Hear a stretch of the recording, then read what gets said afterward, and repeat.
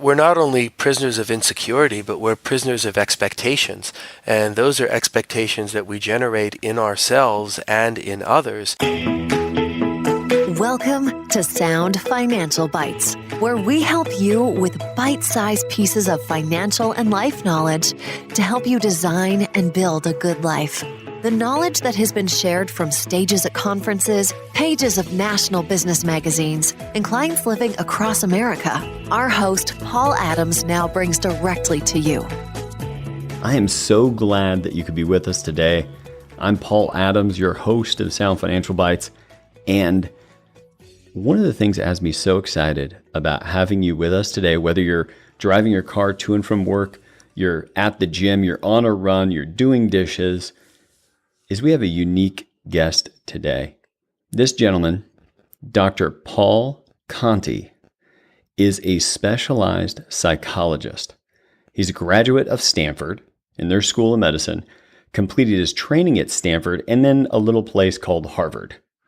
And that's where he was the chief resident. He then worked in private practice while serving on the medical faculty at Harvard. Once again, just, struggling through, just at the very bumping along the bottom of his industry at Harvard. He was named one of Oregon's top psychiatrists in 2008, has practices in Los Angeles, New York, and Portland. And he's a general psychiatrist treating all aspects of both mental illness and the impact of life stressors. His practice includes the use of medicine and psychotherapy, and he routinely treats complex cases of co-occurring alcohol and drug issues and does neuropsychiatric assessments, in addition to clinical treatments. And Dr. Conti also provides business-related and legal counseling services for his clients. Dr. Conti, welcome to the show. Thank you very much. It's a pleasure to be here, and thank you very much for having me. And that was a nice introduction. I'm very grateful for it. Thank you. Well, Doctor, one of the first things I would love to just start with is this idea of people talking to you about money. Of course, people are listening to our podcast wanting to be better with their money. But why is it, from your perspective, that one of the first places somebody comes to you, they are a high income earning Wall Street person, they are a celebrity, they're somebody making a tremendous amount of money or inherited wealth. What has those people engage you, and why is money one of the first things that comes up?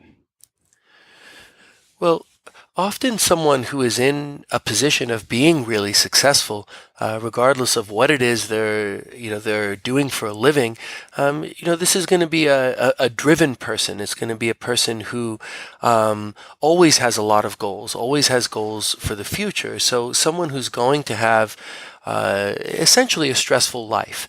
And having money, it's a lot better than not having it, of course, but it brings its own difficulties. And, there's often a thought that having money will solve problems. And that is true, but what people don't think is that having money creates new problems. And sometimes those problems are, okay, what do we do with it? And someone who is really driven and who is conscientious, who now has money, also becomes driven and conscientious about what to do with that, how to shepherd it forward, how to grow it, how to potentially share it with people around them. There are also often a lot of demands and a lot of requests that come when someone has money. And there's not a playbook, right, of saying, how do you do this? And that's because people are unique and their family situations are unique, but there's still guidelines that could be followed that we often just don't think of these days. And I think it's the idea that money solves problems that makes people feel sometimes a sense of embarrassment over having it, especially if some other people around them don't, or a sense of embarrassment about having problems because of it. So it becomes the new stressor in life that's hard to talk about. Many people in my field, psychiatrists, have commented, especially people who've been around even longer than I have said 20, 30 years ago, it was very, very hard to get people talking about sex. They felt it was personal. They were just ashamed at the topic, period.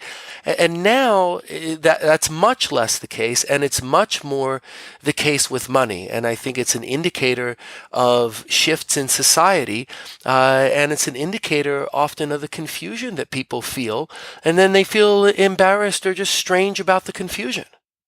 Well, and you talked about the demands, the new demands that are put on somebody when they're reaching some new level of financial success. And it reminds me, we had a hip hop producer by the name of Marcus Bell from down in LA. Yes. And he talked about that when these folks come up and they're now making a level of income they've never made before, then on top of it, they do it in a way that other people can see that they're making this new level of income. Yes. And the demands come flooding in and they don't know exactly how to navigate that. What are the kinds of things that, now what I think about our clients as they're listening today, they are hearing this and maybe saying to themselves, well, I'm not making that kind of money, but they're all on a path of making more income than they've made in the past and they're continuing to grow it. So could you talk a little bit about, we talked about back in episodes number 61 and 62 with Marcus Bell, what are the things that what are the presenting issues for most people when they have these financial impacts happen in their life, like way more income, lots of inheritance, celebrity? What is the presenting issue that you see as a doctor?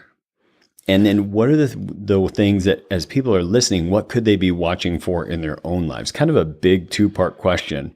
Sure. The presenting issue when somebody's over the top, celebrity level wealth. And then what are the presenting issues that they might even watch for themselves if they're now breaking into what we call the Henry, the high earner, not rich yet, top 1% income earner? Sure. Absolutely. I mean, I start off from the premise that that we all have, mental health things, for lack of a better way of putting it, mental health things going on in our lives. And, I've said this many a times that, there are three kind of people. There are people with mental health problems, people with mental health issues, and people who are dead. Right? Which means if you are alive, then there is a small chance, and there's a certain percentage of people that have a real significant mental health problem, severe major depression, bipolar disorder.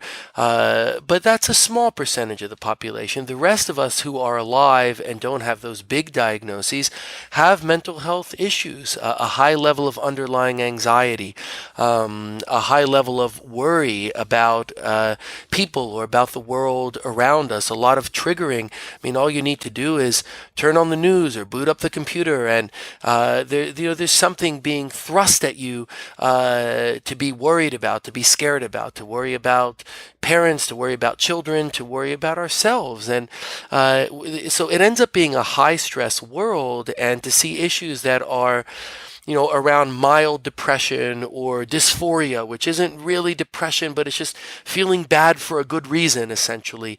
Anxiety and use of substances. I mean, how many people, soothe with a little too much alcohol or soothe with drugs here and there? I mean, this is not uncommon in any social strata whatsoever. And as someone who, I treat people who are indigent, and I have people I treat or consult with who have wealth in the billions. And, the issues, issues are different, but they're also in many ways the same. I mean, there's underlying anxiety, there are fears for the future. So one, I start from the premise that we all have these things going on, and making money often adds to that. Now, again, it does solve some problems, but it also adds to the problem of how much money is enough? What's the trade-off of how much someone is working in order to make the money? And, what toll does that potentially take on family and on children, and even on self? And it's very hard to understand this, the idea of, am I making enough? That's a hard question, because you have to look at, well, how much is enough? And people who are people are much more likely to be satisfied if they are at a lower and standard income level. I mean, if there's someone who, reliably just has a job and makes $40,000 this year and is going to make maybe $42,000 next year, I mean, they're often, people who understand what they have. They're living hopefully within their means, obviously not everyone, but there's less stress to work and money because it's just a predictable equation, and their psychological makeup is such that they understand that. It's much more provocative, and that's the word, provocative, meaning just adding stress, adding hope, adding fear, but raising the level of internal tension, essentially. If someone is in, the Henry class that you describe, I mean, people who are very, very wealthy have a whole set of different issues, but they don't have the ones that I think are going to be most common in your audience here, which are people who have money, are making money, are likely to make more money, and are trying to figure out what that means. And I think it means something that is much harder to figure out than it meant a number of years ago, right? It doesn't just mean, okay, I'd like a nice house and a couple nice cars and put some money away for college. I mean, now, people are facing, well, what's the political climate in the country? What's the economic climate in the country? Do we have to think about, are we going to have to leave at some point in time? What's the impact of everything from terrorism to political changes and changes in economic policy? And then, people are afraid for their children. I mean, how much money is necessary to launch a child, especially in a world where psychological problems and drug addiction amongst young people is so pervasive. So, there ends up being this attitude that is largely based either in fear or just in confusion. And, I see this in a lot of the people I work with, and, I've seen it in myself as my career comes along, and I'm like, okay, in many ways, building a successful career is great, and I'm happy for it, and I'm grateful, and the hard work that I put into it, pays off with good things. But it certainly doesn't tell me, what I need in order to, be a good parent, to be a good family member, to be a good sibling. I mean, it doesn't tell me those things. And as I try and figure it out, I often find more, that worries me than I find that gives me solace. And I think another aspect of here, I think, is the pressure of then managing money, that then people feel like, well, now I have another job because, I've got to do something with this that is smart, right? And it's hard to find, people that you trust, which is, I think, part of what we're talking about here is the ability to have people who can help you with that, as opposed to, hundreds of people coming out of the woodwork, that want to be quote unquote helpful with money. I mean, that's a huge part of the stress I see, is people don't know who to trust and, who they can link to as another real person, that will help them by really wanting to understand them. Which is why I think good financial managers, often are also, in a sense, being psychologists. I mean, you have to understand people and understand what matters to them. As I hear what you're saying, it sounds like to me from the outside, my wife and I have another brand, Moments of Wealth. And we do live casts once a week to just talk about things like something I talked about on this podcast almost a year ago now. Episodes number 27 and 28, that were on cultivating contentment. Yes. And this idea that we have to get away. This is when my wife and I did a week theme on getting away from shoulding on yourself. Right. Like, I should do this, I should do that, or that other people or society have these shoulds. Because people just, a great deal of that stress, like each one of the things you brought up, which if our listeners were not at all worried or stressed about the future before, just hearing you go through all of those things might do it. But every single one of them, to me, and again, just call me out if I'm wrong about this, but it sounds like each one has a should behind it. That someone or themselves has some, you should do this or should do that. And they've just got should all over themselves when they get to you. Absolutely. And I think the word that does the most damage, if you look at what word encapsulates the most misery and damage in modern society. And I think it absolutely is the word should. Whether people think I should look different, I should live in a different place, I should have more money, I should do this or that with it, whatever the shoulds are. I mean, those really are our enemy, right?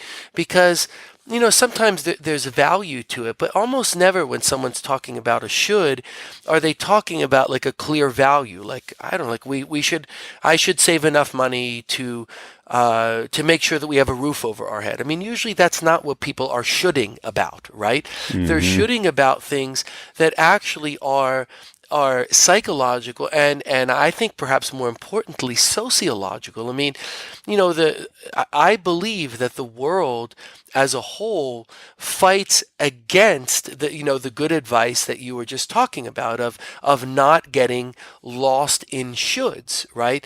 But the world is fighting that. I mean, the world wants to say we should look a certain way, right? I mean, that fuels everything from clothes and makeup and plastic surgery and workout videos and everything else. So the idea that one should look a certain way is based upon the premise that however you look now isn't good enough, right? And that's the premise that underlies, I think, the incredibly pervasive marketing now, which is even personalized marketing. I think of what are your interests? Well, let's market you things. But part of marketing now, especially personalized marketing, is sending the same message of what you have now, what you make, what you drive, where you vacation. None of that is good enough, and I think that this is a big problem. Is we are assailed all the time by information that tells us that we should have more, because having more is ultimately how we're going to be better, whether it's looks or vacationing, social status, or whatever the case may be. And I think that as big a problem as that is, that's only half the problem for a lot of people, because the other half is the idea of protecting people, which I think, I wasn't, around in the American dream era of the 50s, but, the idea was, people kind of knew that steady job, a certain amount of income, that the nice house, 2 cars, and, and people felt like, okay, this is good, and I feel safe. And now, the way that the media comes at us and the way that the media gets more attention is by essentially telling us that we're not safe ever, right? And I think that is very, very difficult, and it fuels, essentially insecurity. I mean, there was I forget the author, but I'll have to look this up, of a book called Prisoners of Insecurity, which was written, I think it was Strobe Talbot, but I'm not sure. It was written during the Cold War, and the idea that, hey, we're all prisoners of insecurity because, we're in this Cold War with the Soviet Union, and either one of these of us or them could blow the world up, right? And I think that we're prisoners of insecurity in a different way, which is saying, okay, there could be terrorism anywhere, there could be financial instability, another recession, an economic crisis anywhere. There are predators everywhere. And, it's not that we shouldn't worry or be concerned about those things at all. But I see people who are just literally, who are tortured by this constant feeling of insecurity. And money does not protect a person from that. Just having money doesn't protect a person from that. There are ways that cultivating financial health and cultivating having money, along with an understanding of self and values and limits of what we can control, that's when money can start to be adaptive. And it seems like, I think all the way back to a character in a book called Atlas Shrugged, that was Francisco d'Ancona. And there's this large speech that he gives, and we'll put a link to that. I think, given this conversation today and the amplifier that money can be for good or bad, is really spoken to in this monologue. And there's some links to it online.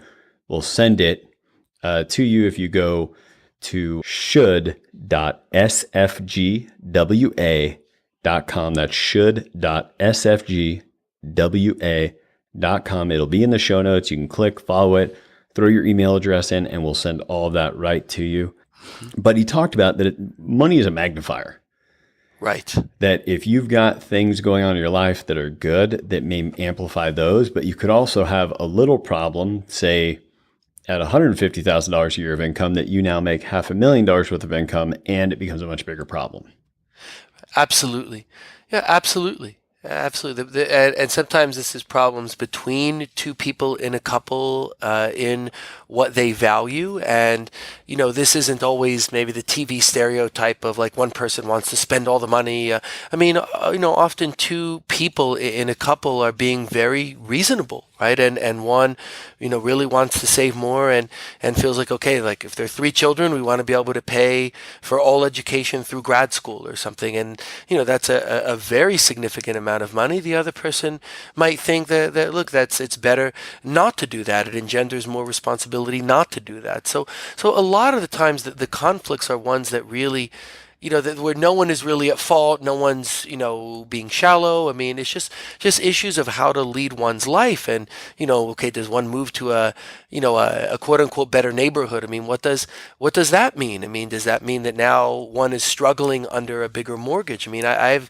certainly seen people who I've seen a lot of people who take on more financial pressure, more debt servicing as they get more money. And, that is often not helpful. And and it's ironic, the idea that when we make more income and have more wealth on our balance sheet, that we actually go deeper into debt.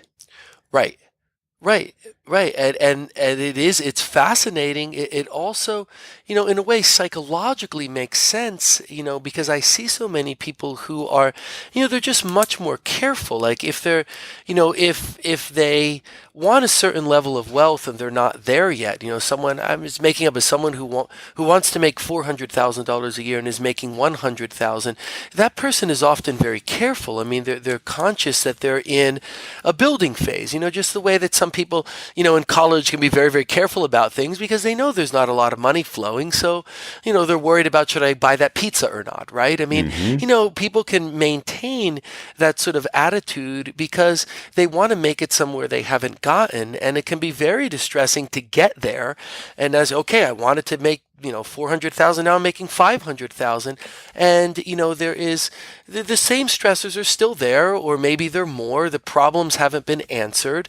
And then there becomes, often confusion, resentment, right? And the thought about spending a lot of that money to sort of make themselves happy in a way that often doesn't make themselves happy.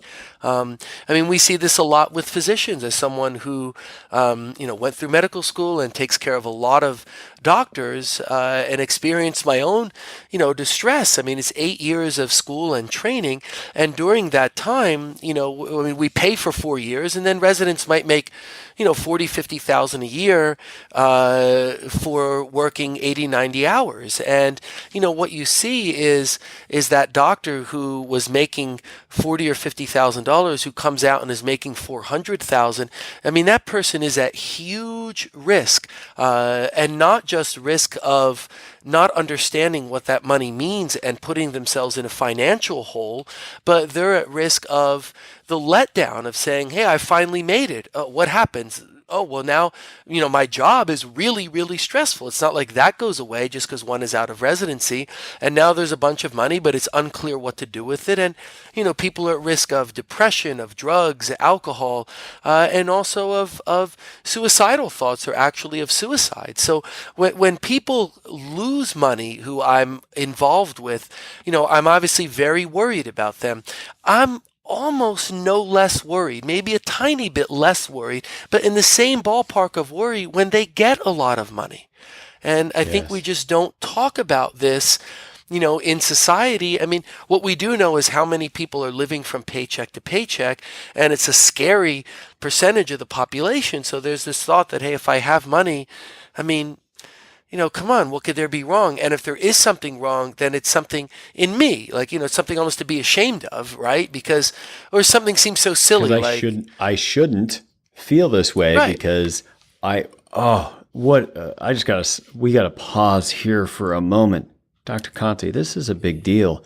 The idea that what happens is that people have thought they had money problems this whole time. Mm-hmm. Now the money's flowing and the problems are still there. Right. And now there's something wrong with me. Right. And sometimes the answer to that actually is true, that sometimes there is something the person needs to address, right? Mm.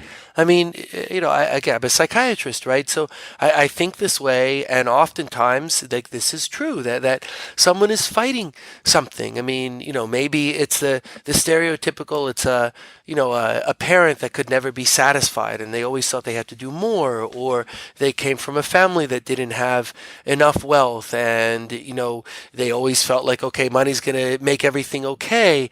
Or they just have depression they haven't treated, or anxiety that's not related to money, but that becomes more obvious when there's money and it's not soothing it. I mean, this is often a time when the real issues that we should be addressing, again, not mental health problems, but just mental health issues that come simply by being alive. And you see this in relationships too, of, as a couple, if people are, in a couple, are they paying enough time to their relationship? Are they, parenting together? And, there's so many things that just become problematic simply because we're alive and it's hard to navigate life. So often, yes, that is pointing towards something that does warrant being addressed. But a lot of times it isn't. The other half of the times it is that people have not, they're not cultivating contentment. They're not sitting down and deciding, look, what do I want, or what do we want? What is good enough for us? There's always someone to look to and to say that person seems to have it better, seems to have more money. And, we can't live like that, right? We have to decide, what are our values? What does this money mean? The same way people have to decide what illness means if they get sick, or what does health mean if they were sick and, and they were cured. I mean, we have to sit and think, what does this mean? Otherwise, it becomes something that's provocative and points out problems we don't know how to solve, or it tells us we have problems that we don't have. Dr. Conti, I want to hold on to that for a moment. I've got a great question for you. Let's take a quick break to hear from Sound Financial Group. Absolutely. At Sound Financial Group, we are committed to continuing to bring you sound financial bites. Hello, my name is Corey Shepard, president of Sound Financial Group. If you are finding value in these weekly podcasts and they are making a difference in the way you think about money, then think about what kind of a difference could be made if you engaged one of our advisors to help you look at your personal finances. So what would the next step be? Send an email to info@sfgwa.com with philosophy in the subject line, and we will coordinate with you to have a conversation with Paul, myself, or one of our other advisors to share with you our philosophy of money. No one is going to close you on that call. No one is going to make you an offer to become a client. The only thing we allow our advisors to do in that call is teach, and the only thing we allow you to do is ask for an application. While we don't accept everyone who applies to work with us, we are committed that any Sound Financial Bites listener who wants to go deeper has the chance to expand their thinking and walk away with new education and resources around money. So even if we find out we aren't right to work together, our team will absolutely take care of you in that call and make sure that you have access to resources that might be of help to you. Now, Dr. Conti, you had a chance to look up the name of that author for the book. Yes, it was Bruce Russett who wrote Prisoners of Insecurity, not Strobe Talbot. So we should correct that. And it's a great book if people are interested in the Cold War. But I think it's more the theme that carries forward, and it carries forward with many more variables. As scary as it was when we were in the Cold War, there was something that was more simple about us and them, as opposed to all the things that assail and worry us in the post-Cold War world. And you talked a little bit about the way people typically don't cultivate contentment. Now, the way we teach it when we're talking to clients, or some of the stuff that my wife and I do in our public speaking, is this idea that what we have to do is actually say what's going to satisfy us before we get there. So that it's the achievement of the simple that releases all of the body's chemicals in our favor. as Right. opposed to all of the chemicals that are released when we're just getting the next task on the way of more consumption done. How much is the fact that people you talk about everything that assails them. I think about, and we talked a little bit about it in episode 32, it was called Watch What You Say, It Could Cost You Millions. And it was this idea that if you're that doctor in residency and you say to your spouse, hey, I know it's really hard right now, but as soon as we get this done, we're going to get you the big house. Right. Or we're going to get a couple new cars. And it's that thing that they said in the past, paying for a child's college when they're still in their crib. Right. And then the promise compounds over time. Oh, And absolutely. promises, because they're not accounting the cost when they say they're going to do X, Y, or Z, and now they're living with it in the future, now with an income that could achieve it. So I'm sorry, I kind of ran on there a bit. Can you speak about the kind of people's prior intentions, images they created with spouses, et cetera, and how that's impacting them or assailing them in the future? Oh, absolutely. I mean, we're not only prisoners of insecurity, but we're prisoners of expectations. And those are expectations that we generate in ourselves and in others. And often the person who is making money. Now, I know that there are often, two people in a family that are making money, but more often than not, still these days, there's one person who's primarily making money, who is tempted or who actually believes 100% that promising things to his or her spouse and to himself or herself is absolutely where the happiness is going to come from, not realizing that more success often brings more pressure. And, I see many people who are in a very miserable position vis-a-vis themselves and their significant other because they promised something that would come when there was success, and success has brought, for example, less time at home. Or, as you said, the person says, okay, we're going to do this. And then they haven't thought about all the costs of that. And then next thing you know, they're borrowing $1.4 million on a $1.45 million house, and not realizing what that's going to be like, and that's going to be an albatross around their neck. And I do see that a lot. I mean, it's not just with physicians. I think the delay in gratification makes it most prominent with physicians, but it happens with all kinds of all sorts of people in all disciplines. And yes, generation of expectations is very, very difficult when the time comes, when the rubber actually hits the road of, okay, is this expectation now going to be lived out? But it does something else that I think is very, very bad, which is it takes us away from what we're doing and why we're doing what we're doing in the present. When I was a resident, would I have worked the rest of my life 80 hours a week for $40,000 a year? I mean, no, right? But I wasn't there just to get through that, to get to the other end and to say, okay, now I can start making money. I mean, yeah, that was a better part of it, but I've always tried. And, when I was a chief resident and later on the medical school faculty of trying to get people to see, like, look, if you're doing something that's difficult in the moment, you want to be aware of all the reasons you're doing that. Like, 80 hours a week at $40,000 a year is basically part of becoming a doctor. And whether it's right or wrong, it is part of it right now. And if we aren't aware of that this is part of the choice that I'm making, right? This is part of what I've decided. Yes, I want something better in the future, but there is something good happening now, because almost everybody who is miserable about, the hours they're working and the pay they're getting as a resident, excuse me, at one point in time was frightened they would never make it into medical school, right? Mm-hmm. So, and if they keep themselves in the future so much, then they don't notice, like, there's the why I'm doing this right now, which actually gives them the opportunity to notice what we call their moments of wealth, even in those difficult times. Whereas if I'm only tolerating this so I can do X, Y, or Z later, right. Only, then Right. they miss all the wealth on the way, and they continue to push, like they push that hurdle of happiness over the cognitive horizon over and over and over again. Right.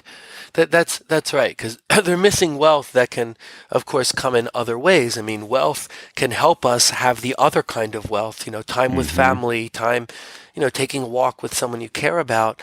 But it can also make us forego all those things with the thought that or not only just forego them, but not value them as much. And many people that I work with, especially people, you see people really reflect on this when they're out of the sort of the Henry syndrome you were talking about of, okay, I know I have wealth, but I want more wealth and I don't know how much. I mean, it's very interesting to me that when people have, 9 figures of wealth, that they're never going to have to worry again.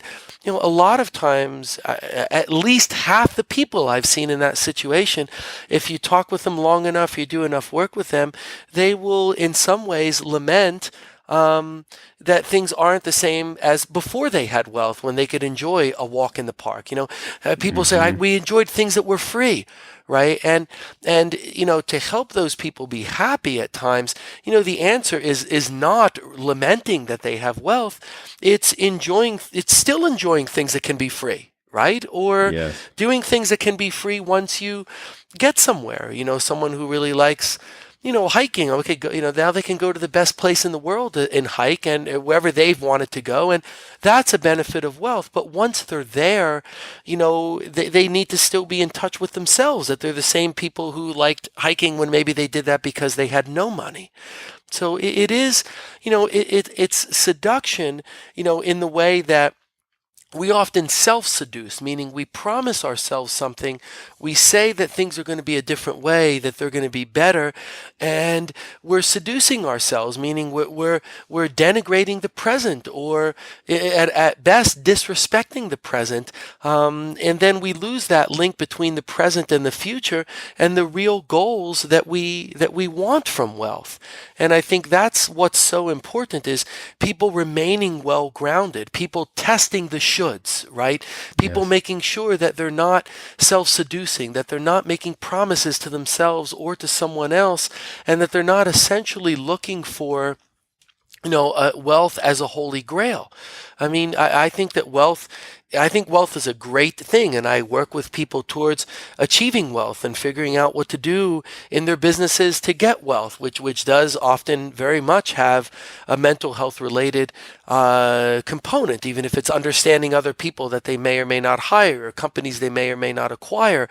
I mean, there's a place for all of that, but the biggest place for mental health in wealth accumulation is for all of us in staying well grounded, or making ourselves well grounded if we've lost that, so that we understand what we're after, right? So as you said, we get the satisfaction when we achieve it, and we don't essentially untie ourselves. It's like a boat in a storm, right? I mean, if it's anchored and it's safe, you don't want to, last thing you want to do is unanchor it. And often that's what we do, is we cut the anchor to our sense of our value system and our sense of how we appraise ourselves. I mean, I had a person tell me once, how proud he felt when he would come home with $7-8 at the end of the day. This was a person whose family had no money and was out shining shoes, and felt so proud. That same person can do something now, and several $100,000 come in the door, and the person still feels lousy about himself. And, that is, to me, one of the best examples of, wealth is great, and let's build wealth, but let's not lose touch with ourselves in the process, and let's not get seduced either by what we promise ourselves, or seduced by what the world tells us, which is essentially that what we have is never good enough, or that we're never secure enough. So, Dr. Conti, as we close, we've talked about several key things that do create this stress or anxiety around life, period, but how much you talked about money just sort of being this issue that comes forth. It's this salient, like psychological thing that has physical properties that you can talk about.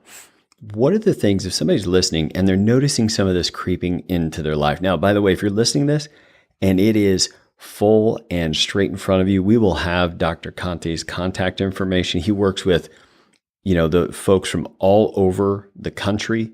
So if you're listening to this and you're thinking, oh my word, I've wondered what I've been going through and this is it, I couldn't encourage you enough to reach out to his organization, Pacific Premier Group, and engage them and have a conversation. So if you find this suss something out for you, then absolutely engage them to have some conversations. But if somebody just not in acute like breakdown right now, but they felt some of this stuff floating in, what are 1, 2, 3 things that they can look at that might begin to reground them in and relieve some of this concern or stress?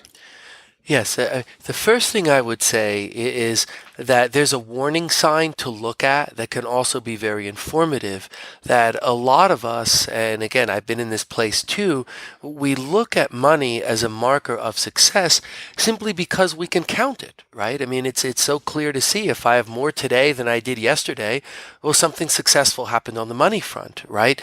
And because we can quantify it, we can tend to soothe with that or have that as the go-to, because we can't quantify, okay, how healthy is my child? How healthy is my relationship? What's going on with my health? They're different. They're things that are just more complicated, so we tend to look at what's more quantifiable. If one is doing that, if a person is doing that, I would see that as a warning sign. And then I would look at, okay, what are all of the other things that are not quantifiable, but are more important, right? For example, and obviously we can't quantify a child, right? But if I can look at my daughter and see that, look, I think that she's coming along and she's coming along healthily, and sure, there are always going to be things that worry me or things that I think could mean that she's going to be more protected in terms of health and happiness. I mean, sure, I'll tend to do that, but part of why that's a relationship of love is because it's not something you can quantify. Right? And when people do that, they get back in touch with the things that are more nebulous. Then, there can be a more clear set of goals around wealth, right? So it's interesting. I have not found that doing that makes people say, oh, right, I don't care about wealth. I mean, sometimes people will do that if they absolutely hate a job and there's a job that they love that would be lower paying. Sometimes people will switch to that. But usually what happens is that by getting in touch with the things that really matter, the person still they still want to make money. They just have a better idea of why and what it means, and they're insulated against the pulls to look at money as an end in itself. So I think I would first of all say that, and I would also get in touch with who a person was when they didn't have wealth. I mean, if they didn't have wealth, sometimes people obviously have had wealth since they were, they've inherited it, they've grown up with wealth, but, that raises a different set of issues of thinking, what does that mean? What did it mean? Has the person felt differently about earning their own money? But in general, looking back towards who we are and what we value is important. I mean, I've seen this in people who inherit money and, their life is about being a custodian of that money and using it for good purposes, which I think is something to be very, very proud of. But a person there can get lost. Is there enough? Is there enough to pass on? Is there enough for this project or that project? If we distill it down to dealing with people, whether I'm making this money because of a certain person, or even to make my life better, or to be able to give some of it away. I mean, whatever it is, if you link it to people, it often will ground a person in a way that lets them know, okay, I know what I'm doing, and they feel then more comfortable about the wealth they have. They feel less stressed about managing because they want to manage it well, but it doesn't have to be perfect. They don't have to have now 2 full-time jobs, and they can often let good people help them.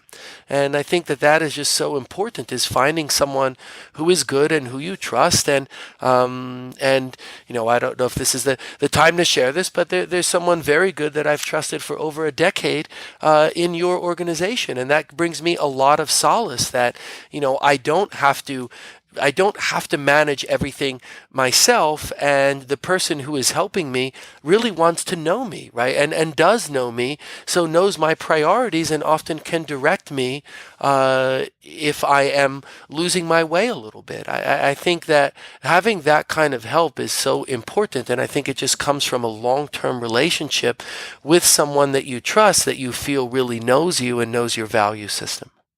No, that's great. That's great. And if I may, I want to boil this down and make sure that I'm capturing all of them and not reviewing them for all of our listeners before we're done, because that was just gold pouring out of your mouth, I think. Thank you. One, the warning sign is that if you're using money as a measure of success, like that, if you find yourself getting, like, you're stressed out about marriage, kids, whatever's going on, health, and we got a big deal, something happened in the business or something happened in your career, and it's like, wow, it's all better because of that. If that's what's soothing you, that is a good, solid warning sign. The next is to stop. And I like the idea of writing things, because I don't love writing. Even when I do write and have written a couple of books, I don't love writing, but it does change my mode to have to stop and write down what is non-quantifiable but more important. And I think that is key. Non-quantifiable but more important in your life. And then setting clear goals for some of those other areas of life that may not be money at all. And even with the money, setting a clear objective so it's just not more. Right. And then reflecting on who would you be or how would you be different if you didn't have that level of income or money.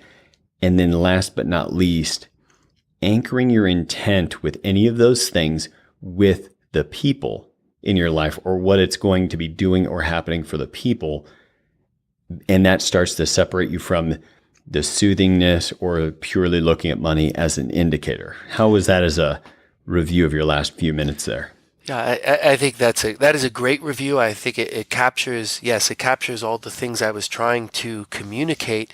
And I think I might add in, I hadn't said this, but maybe one more thing I would add in is this idea of keeping ourselves grounded to the things that matter in real life, right? When you look at happiness, right? When people live places that are safe, because people are not happy if they're worried about their physical safety, then wealth becomes less of an indicator of happiness. And there are countries with significantly less average wealth and higher levels of happiness. Now, I do not think that is because wealth is bad. I think it's because people lose that sense of connectedness with their value system, with taking care of themselves, taking care about other people, being in touch with the place where they live, and is it how they want it to be, and what brings them comfort, what brings them solace. And I think if we can have wealth and maintain that groundedness, then we can really have the best of both worlds. And there absolutely are people who do that. I mean, it's not an easy thing, but it's not an impossible thing. And I think that's really what I'm most advocating for is yes, I mean, I am a capitalist, and I think pursuit of wealth is a very, very good thing for ourselves and for the economy and for the country and the world around us.